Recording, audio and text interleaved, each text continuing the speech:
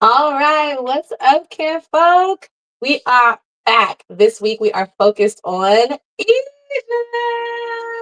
Super excited to go over this because we are not just talking about pyramids and kings and queens. We are going to get into the nitty gritty of things for you guys to do and experience the food, the customs, the culture, all of that as you prepare for your trip to Egypt. So, per usual, today we are going to start by going to Egypt's page on connectmetoafrica.com. We just get our little toes wet. We're getting our general information, getting to know like customs, cultures, and norms so that we don't get arrested and get a sense of where to go and what there is to do before we dive into deeper topics later on this week. So let's go ahead and jump to connectmetoafrica.com. As always, if you have any questions, make sure you send them to me so that I can address them during the live sessions. If any of you have been to Egypt and you want to give your feedback and experiences, I would absolutely love to hear them. So I went to Egypt for the very first time this year in April. We took my grandmother, it's her first time going to Africa, and it was for her 75th birthday. And I went with a bunch of aunts and great aunts and my mom, and it was just a really amazing time. I'm going to tell you a little bit more about that as we continue. So, discover Egypt. Egypt is overflowing with ancient history and scientific wonders like the pyramids of Giza. It is celebrated for its early contributions to mathematics, medicine, and literature. Okay. The population size is about 114 million people, with the capital city being Cairo. And the time zone is UTC plus 2. The best time to travel is between October and April, but honey, let you know the crowds in April were so ridiculously insane. It was just too much for me. And we were invited to go back in October, which is right now. And I was like, okay, I'd like to experience this again with less people. What does it look like in October? And I was told that October was like double the number of people in April. And April was insane. So I would recommend going sometime between November and March when you're not getting the largest tourist crowds. And we will get into a little bit about why April and October are so popular. And they do have to do with like festivals and things that happen during that time. So if you do want to experience some of those things, you will just have to deal with the crowd, just like anywhere else. But if you are okay with not experiencing those things, then there are other times where you can go to experience less crowds. Okay. So the primary airport is the Cairo International Airport, and the currency is the Egyptian pound. Now, Egypt is primarily a cash based country. So taking euros or USD for you to be able to exchange to have Egyptian pounds is a really great idea. Now, the number of tribes here, it says two. And I think I just updated that to say three. And here is why I updated it. So, over 90% of people in Egypt consider themselves Egyptian. Okay. So, that's it. There are very few people in the country who do not consider themselves Egyptian. But when you break down, so that's like one, right? Like, that's it. It's just like Egyptian. But then when you really break it down, they have like the Bedouin Arabs, and then they also have the Nubians. The Nubians we are going to talk about later on this week. So those would be the two tribes, right? It would be the Arabs and the Nubians. But if you wanted to add like Egyptian as like an ethnic group, then you can have Egyptian, Arab, and Nubian. So there's like 2 to 3 different ethnic groups depending on how you classify them. And the number of languages spoken are about 16. So lots of languages are spoken, obviously Arabic, because it is primarily a Muslim country, if you did not know that. And Arabic is their official language, right? Most people also speak English, and there are other languages as well. 14 of them outside of Arabic and English. So lots of languages are spoken. So we get into achievements and accolades. Now we know so many things about Egypt, right?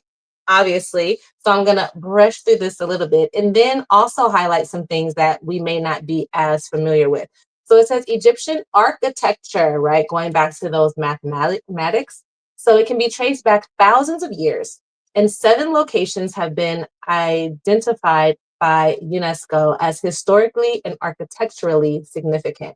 They include the pyramids of Giza, ancient Thebes and its necropolis, Memphis and its necropolis, Nubian monuments in Philae and Abu Simbel, Abu Mina, St. Catherine, and Wadi al Hitan, which is Well Valley, right? So these are places that you may not have heard of. Of course, we've heard of Pyramid of Giza. Some of you may have heard of Abu Simbel, but you may not have really heard of like Memphis, and some of you may or may not have heard about like the Nubian monuments and things.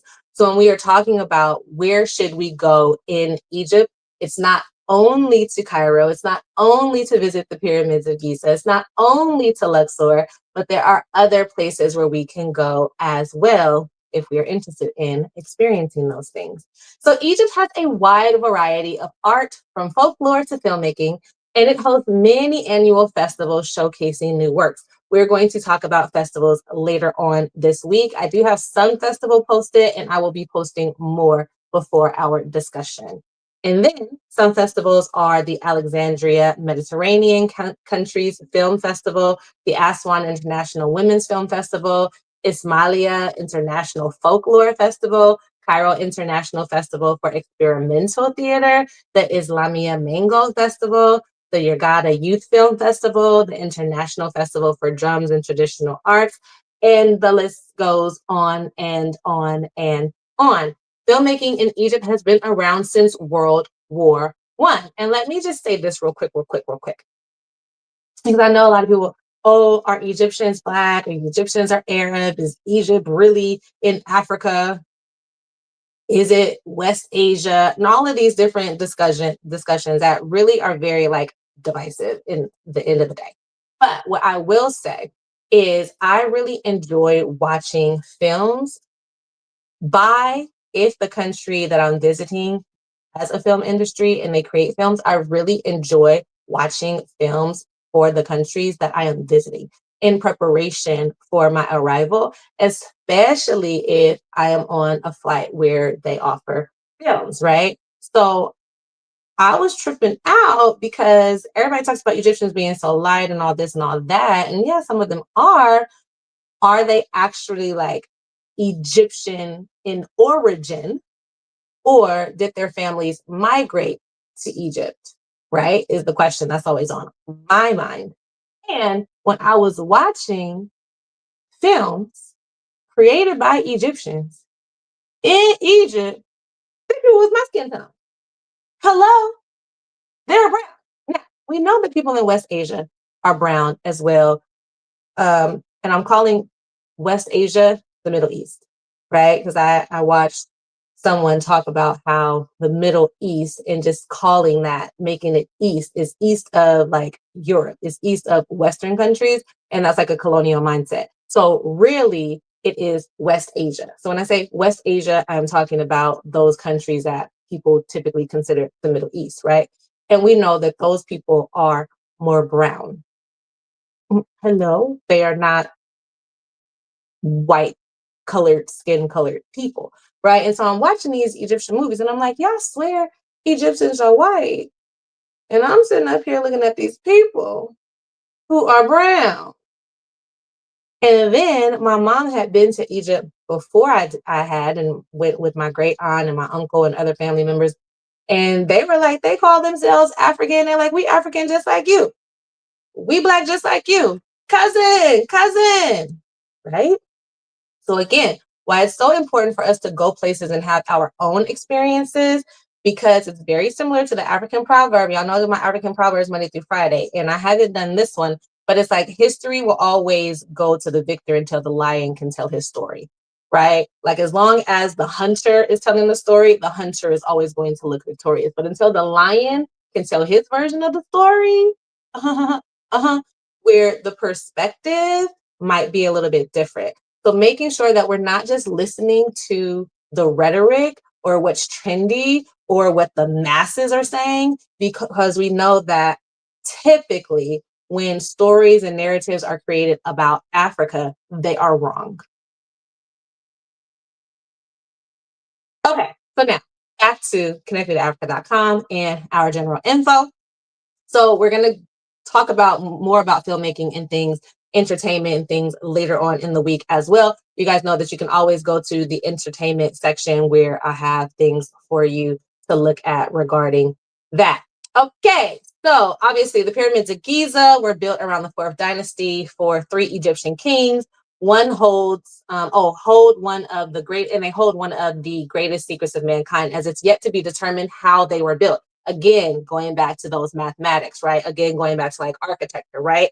It is said that the largest pyramid of the three took 20 years and over 100,000 men to construct. It has approximately 2.3 million blocks of stone were cut, transported, and assembled to create a 5.75 million ton structure, which originally stood at 481 feet tall. So, of course, we are going to talk more about the pyramids and we will look at photos and things. This is my mommy. She's so pretty in front of one of the pyramids. So, of course, we'll talk about that, but that's not what we're talking about right now, right?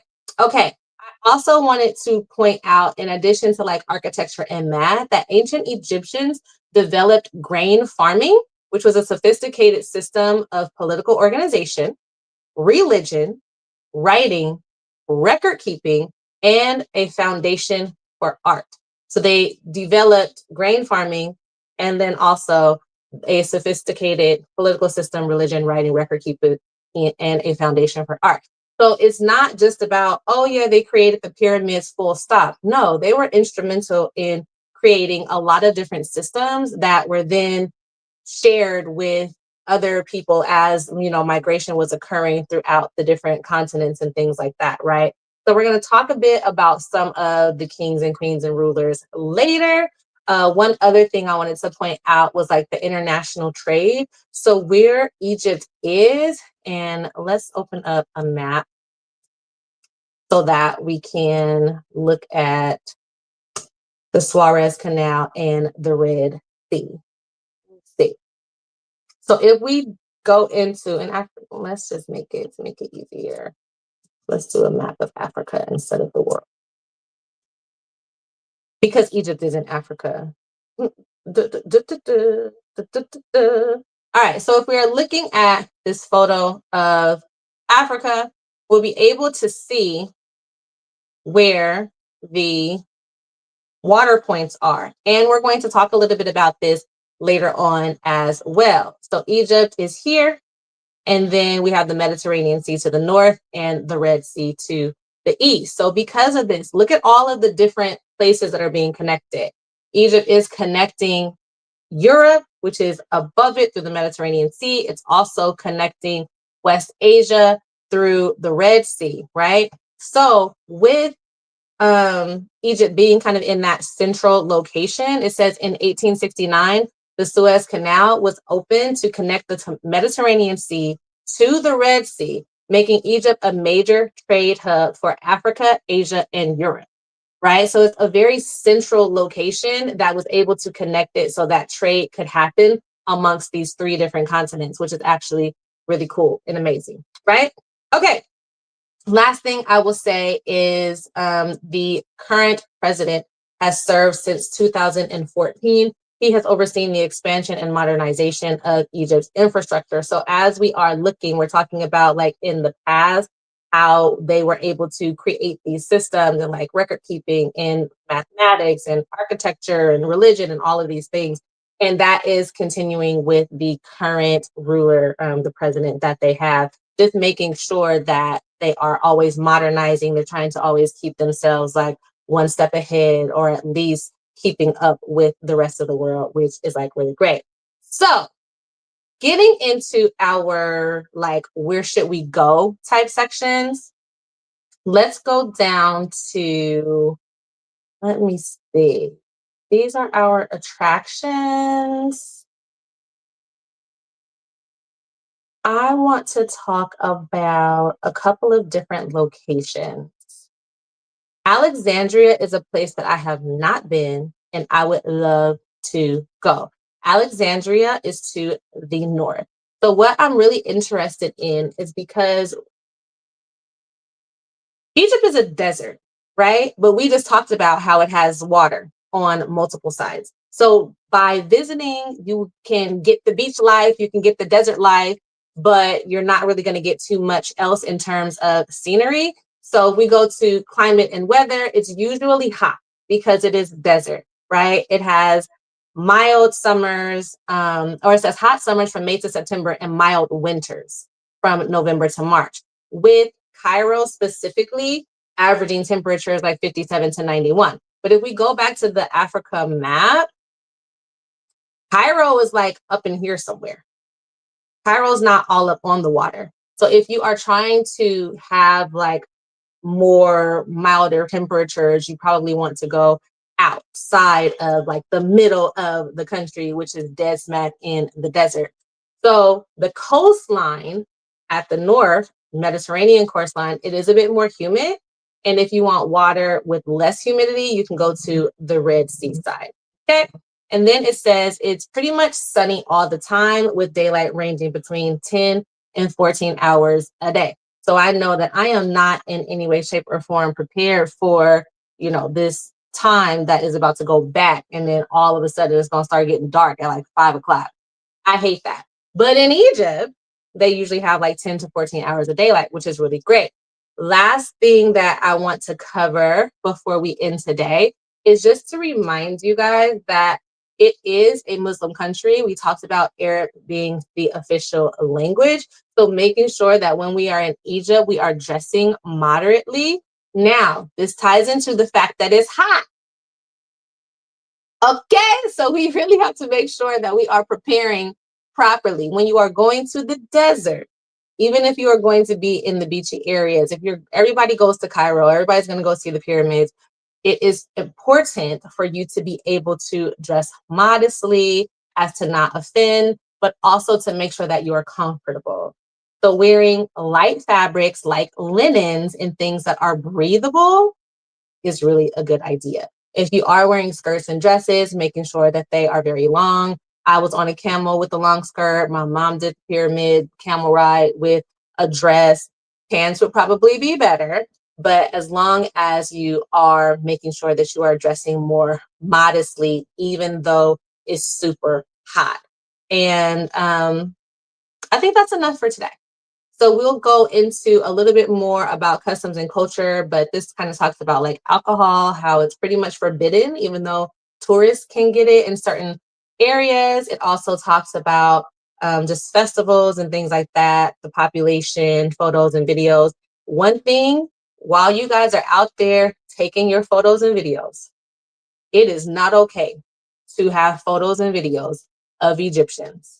Like you taking your selfie or just going around and scanning is a huge no-no. It is not permissible for you to be out there taking your photos and videos and not getting people's consent. So that is one big thing that I want to make sure that I reiterate to you. And it says it in that customs and culture section. When you're going there and you're taking your photos, especially if you are filming areas that have people, you are not allowed to record anyone or take photos of anyone without their consent. Okay? So tomorrow's topic will be revealed tomorrow during the Connect in the Morning session. And we'll also do our African proverb. But we are going to talk so much more about the Nubians. We're going to talk about the different places to go outside of Luxor and Cairo. Where are places that you should visit and why? Getting more into the history and the culture of the country, not just all like the trendy, popular, touristy things, right? So again, if you guys have questions, let me know. Drop them in the chat, in the comments, send them to me so that I can make sure to answer them during our live sessions this week. So thanks for tuning in, and I will see you guys tomorrow, same time, same place, 4:30 Pacific, 7:30 Eastern, for more on Egypt. Bye.